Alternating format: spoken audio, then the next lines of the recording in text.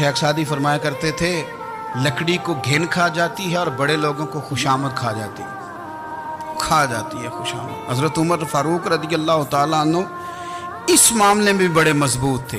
वैसे मुझे और आपको अच्छा कौन लगता है? हमारी गलतियां बताने वाला।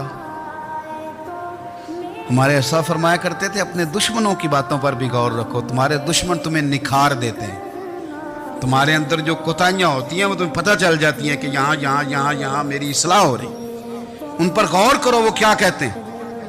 हजरत उमर फारूक की तारीफ की एक बंदे ने, कमाल तारीफ की।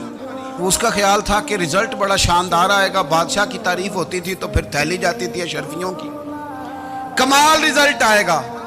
तो हजरत उमर जब वो पूरी कर चुका ना बात, तो फरमाने लगे तू खुद भी हलाक हुआ और मुझे भी हलाक ही कर दिया, खुद भी तबाह हुआ है मुझे भी तबाह कर दिया। किस तरह की बातें कर रहे। एक बंदा और आया और उसने आके कहा कि पूरी उम्मत में सबसे अफजल है फारूक आजम आप ही हैं।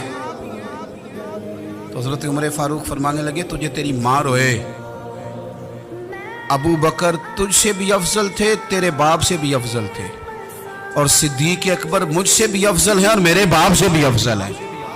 ये तो किस तरह की बात कर रहा है? यहाँ हर शय हजम नहीं हो जाती, फौरी तौर पे लोग डकार भी पूरा नहीं लेते।